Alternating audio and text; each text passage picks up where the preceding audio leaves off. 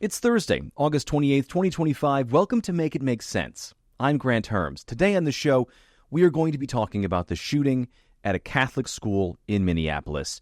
There's a lot to unpack about this shooting because there's a lot being said about the shooter who we still know very little about, their motives, which we might never know because they shot themselves, the lasting impacts this will have on the families and the victims, the dozens of families and the surrounding communities, both in the Catholic and trans communities in Minneapolis, which also, by the way, aren't mutually exclusive. You can be trans and Catholic or Catholic and trans at the same time. And none of that should be lost in any of this discussion today because it will be a part of it. But we will be talking about what happens next because there's already political fallout from this shooting that is barely 24 hours old, and we absolutely have to talk about it. And I want to focus on a few specific areas. First, the reactions surrounding trans people, accusations of mental illness, and what the administration is already doing, something that I talked about last week. Second, where the Trump administration is heading on guns and gun violence, and spoiler, it's not in a direction of reducing harm. And third, what to pay attention to in Trump's response to this, because presidents and presidential legacies are made in moments like this one. But first, make sure you're following or subscribe to the show on whatever podcast app you listen to it on. Like, subscribe, hit the bell for notifications on YouTube if you're a listener or watcher there. And as always, share the show on social media. It's Mims News Pod. That's MIMS News Pod, all one word on every platform. I am at Grant Herms on Twitter and Blue Sky, and at Grant Herms TV on everything else. All right, let's get to the show. Today's episode is brought to you by Cozy Earth. You know, as we head into this last month of the summer, the school year is on the way, or it started for many of us already, and that means a return to stressful schedules and hectic lives, or honestly, just the news with the way that it's been. If you're like me, you're looking for a way to just unwind. With Cozy Earth, you can transform your space, whatever it is, into an elevated haven where serenity and renewal intertwine effortlessly. I really like their bamboo sheets. They keep me cool, especially in these dog days of summer. And I really like their luxe robe. I'm a robe guy. I know, say what you will, but these are about as good as it gets. I'll even avoid planning things on the weekend just to spend a little bit more time in this robe. Now, Cozy Earth's products are a favorite among many celebrities. Kris Jenner praises their bamboo sheets as her nightly essential, raving about their softness and cooling comfort. And for 7 consecutive years, Oprah has included Cozy Earth on her favorite things list with free shipping on orders over $50, a 100-night sleep trial, and a 10-year warranty. Cozy Earth will bring lasting luxury and comfort into your home. Visit CozyEarth.com and use the exclusive 40% off code for Make It Make Sense, MIMS25. That's MIMS25. It's good for any purchase, and it's the best deal, and it cannot be found anywhere else but here on Make It Make Sense. Now, Make It Make Sense does get a cut of that sale, but, you know, it keeps the show going, it puts you in some new sheets or towels, and it keeps me in my favorite robe. Again, visit CozyEarth.com and use the code MIMS25 for 40% off. Wrap the ones you love in luxury with Cozy Earth. Okay, let's get back to the show. So, on Wednesday, a 23-year-old shooter opened fire on a Catholic church and school in Minneapolis at 8:30 in the morning. It was their first day of school, and they were attending morning mass. An 8-year-old and a 10-year-old were killed. 17 others, 14 of them students, sitting in pews, were also hit by gunfire, but they have survived as far as I know as I'm recording this. What we do know about the shooter is that they attended the school, which was for preschoolers through 8th graders. Their mom also worked there for a period of time. They had posted long, rambling videos online that have since been taken down, but they were talking about things like depression and suicidal thoughts. They expressed admiration for other shooters and showed themselves with multiple handfuls of bullets, an assault rifle magazines that had anti-God, anti-Semitic, anti-Hispanic, anti-Black slogans written on them in white marker, just like other mass shooters had done in the past, and one of those even said, "Kill Donald Trump." There was also another video in which the shooter had flipped through a notebook written in English, presumably some kind of manifesto is what we think right now, but it was written using Cyrillic script, which is Russian lettering. All of it, though, pointing to somebody who was deeply disturbed. And immediately after the shooting, posts of thoughts and prayers poured in. Trump said on social media, "I have been fully briefed on the tragic shooting in Minneapolis, Minnesota. The FBI quickly responded, and they are on scene. The White House will continue to monitor this terrible situation. Please join me in praying for everyone involved." And then today, along with Minnesota Governor and former opponent of Trump's, Tim Walz, all flags in the state of Minnesota have been ordered to be at half-staff. J.D. Vance posted something similar, saying, "We are at the White House monitoring the situation in Minneapolis. Join all of us in praying for the victims." And similar sentiments were sent out by leaders across the country, but the mayor of Minneapolis responded to those by saying this. These were Minneapolis families. These were American families. And the amount of pain that they are suffering right now is extraordinary. And don't just say this is about thoughts and prayers right now. These kids were literally praying. It was the first week of school. They were in a church. These are kids that should be learning with their friends. They should be playing on the playground. They should be able to go to school or church in peace without the fear or risk of violence, and their parents should have the same kind of assurance. And yeah, the thoughts and prayers refrain is pretty tired at this point. We are used to hearing that as Americans after these mass shootings, and seeming as to how those thoughts and prayers never seem to meaningfully lead to any action to stop these things from happening. There's a lot of reason that folks would want to push back, but more on that in a minute, because there is a thing that I'm leaving out about the shooter. And it's also the one thing that the Trump administration and other Republicans are latching onto, and that is that the shooter was trans. In 2019, the mother of the shooter applied for a male-to-female name change for their child, saying in official county records, the shooter identifies as a female and wants her name to reflect that identification. Now, this has sent right-wing commentators, White House leaders, and members of Congress into a frenzy. Elon Musk, who has a trans daughter who is estranged from him, said there's a clear pattern here suggesting trans shooters are widespread. So did the right-wing commentator Benny Johnson, who said one thing is very clear: the trans movement is radicalizing the mentally ill into becoming violent terrorists who target children for murder, before listing off 7 shooters who were confirmed or suspected of being trans or who were publicly supportive of trans people, and called for a national intervention in this. And I have no idea what that would mean, because the White House is doing quite a bit.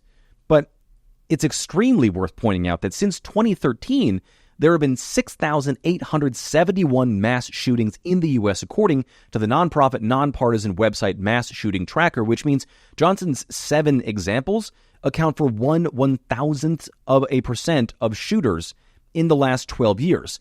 I would be hard-pressed to call that a pattern. And in fact, like I talked about last week, trans Americans are 4 times more likely to be the victims of violent crimes compared to non-trans Americans.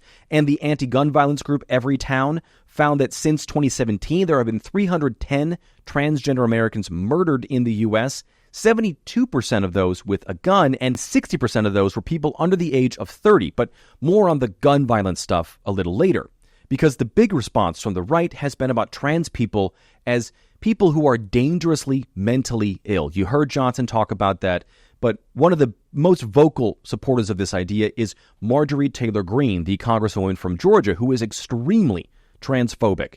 She said on Twitter, quote, "Today's evil church shooter was a trans who was likely groomed and transitioned as a teenager." That idea about grooming is a harmful transphobic and homophobic trope that is meant to say that LGBTQ people are groomed as children by other LGBTQ people who are sexual predators.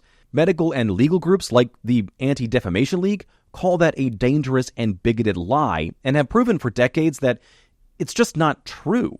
It's a trope that's been used against every minority group for hundreds of years, particularly against Jews and black people in the U.S.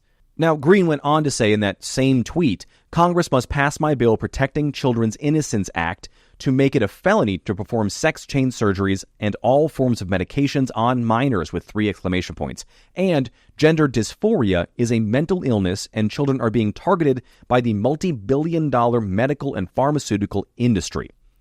And that part is a big one. So first of all, there's no evidence as I'm recording this that the shooter in Minneapolis underwent any kind of medical treatments. I haven't seen any reporting from anybody about that yet, or that they did any kind of transitioning beyond changing their name and their hair.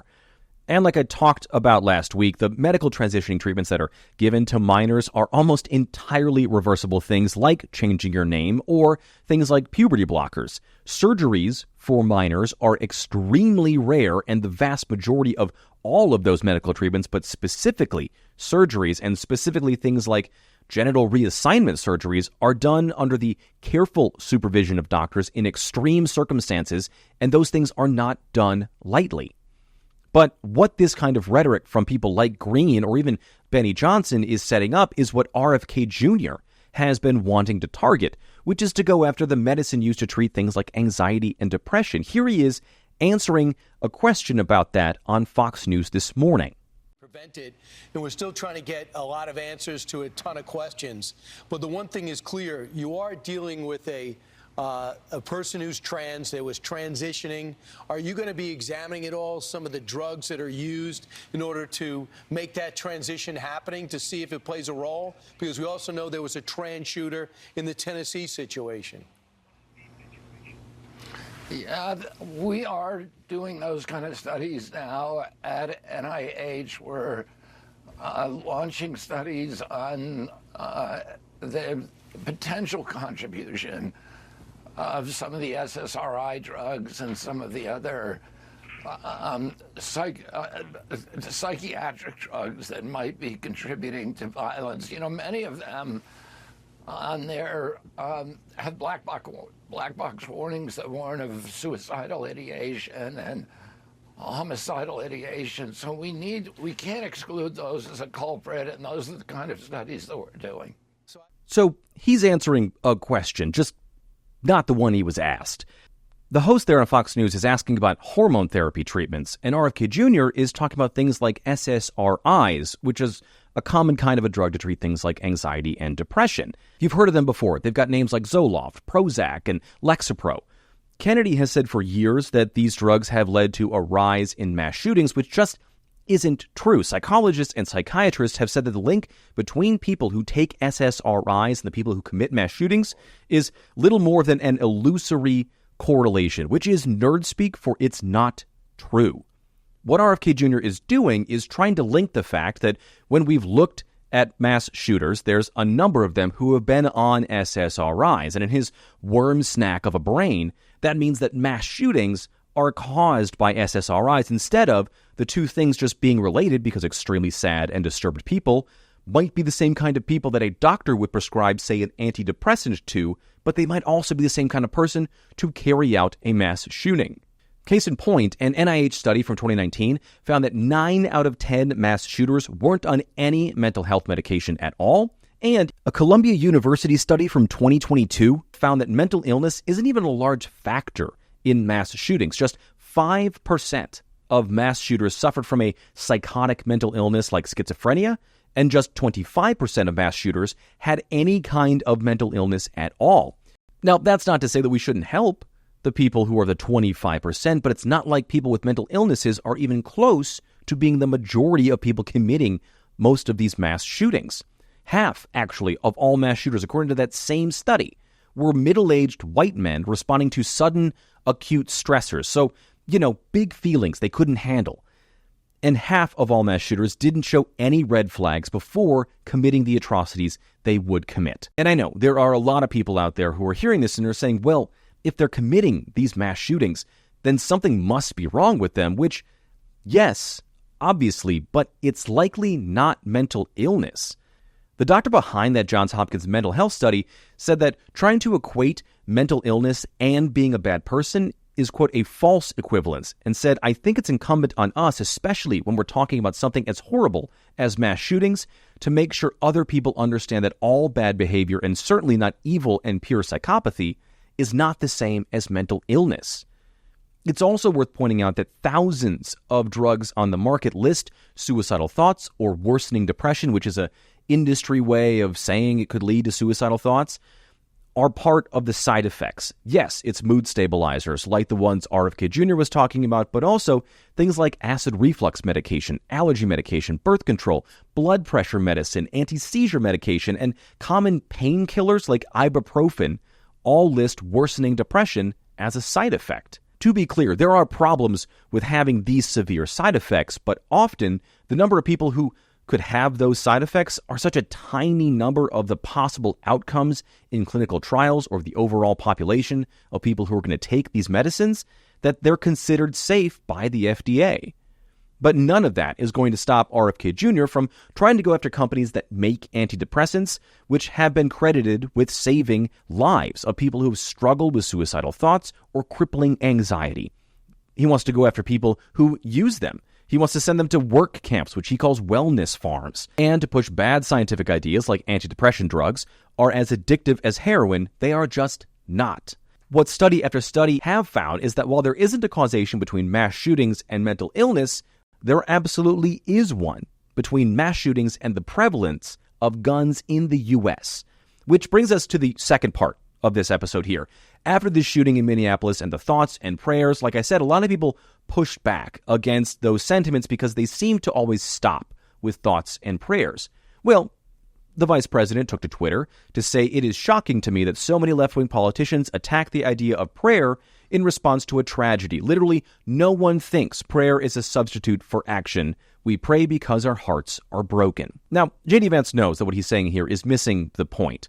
But at least part of what he said is true. People do pray when tragedies happen because they need somewhere to turn to for hope for a better world. There is nothing wrong with doing that.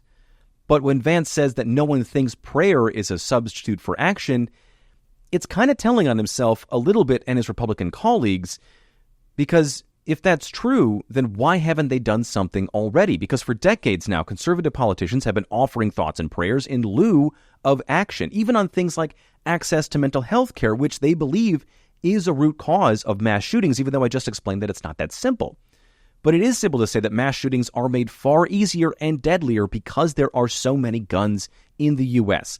Guns are currently the leading killer of children in the country, according to the CDC, and every year around 45,000 people are killed with guns, including about 18,000 in homicides, and the majority of people killed by guns, 26,000, are killed in suicides.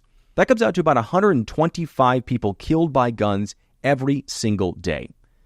And the Trump administration has no plans to reduce those numbers. In fact, it has plans to more than likely increase them. We saw it during Trump's first term, in which the anti-gun violence strategy firm Evergreen found that because Trump did things like halt certain kinds of gun background checks, stopping prosecutions of gun stores that break the law, and nearly wipe out all violence prevention programs, more than 20,000 Americans were killed because of those things who would not have died otherwise.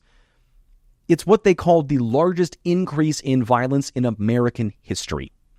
And this term, Trump is setting up to go bigger. The Brady Campaign to End Gun Violence, which is named after Ronald Reagan's press secretary who was shot during Reagan's assassination attempt, found that both Trump's own plan called Project 47 and the conservative roadmap he's been following called Project 2025 want to do things like put more guns in schools, which experts say won't actually help and could lead to more violence. He wants to shrink the Department of Alcohol, Tobacco, and Firearms, which investigates gun dealers who break the law. He plans to encourage fewer background checks on guns and overriding state laws that are more strict than federal ones, while also doing things like reducing policing initiatives around gun crimes and ending violence prevention programs in communities where there is gun violence. So when J.D. Vance says thoughts and prayers aren't a substitute for action, he's probably telling the truth there, but his version of action would mean doing things that would make it easier for there to be more gun violence, not less. But since we're talking about plans of the administration, let's get to the final point I want to make in this episode. And I think it's one that people aren't likely to pay attention to right now, but it's really worth paying attention to. It's how Trump reacts to all this as a president. So much of his presidency so far has been about the show. It's been really produced every step of the way. And he's always been a little bit like that. And sure, there have been some unexpected outcomes from some of the things that they've done, but nothing the White House didn't already have some kind of script for, because they've already really been in charge of the timeline of when things would happen. But these kinds of tragedies are the kinds of things that are unpredictable as to when they're going to happen. I mean, at this point, we know in the U.S. that mass shootings are going to happen, but exactly when those things are going to happen is something the White House can't predict. And these are also the moments that define what kind of president the person in the Oval Office is going to be. They're the tests of leadership, both as consoler-in-chief to a nation who has to grieve once again for dead and injured children, and as a person in the president who can then marshal resources and political power for good. Now, in the past, Trump hasn't responded well to these things. I mean, COVID is the big example. At the height of the pandemic, Trump was pushing the blame of deaths and cases onto states. He was withholding aid to places and states where Americans were dying because they didn't vote for him in the election. He pitted states against one another for life-saving equipment and even tried to stop counting the number of cases to make it look like on paper the pandemic wasn't infecting millions of people and killing hundreds of thousands. At every turn, when he could have stepped up to be a historic leader, he chose not to.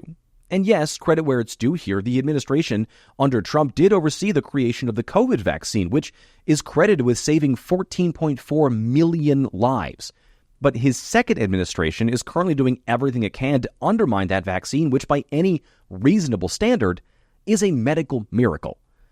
So the thing to pay attention to when it comes to this now is how Trump responds. Does he step up and step into the fray, or will he use this tragedy to push anti-science, anti-law enforcement, anti-trans political agendas?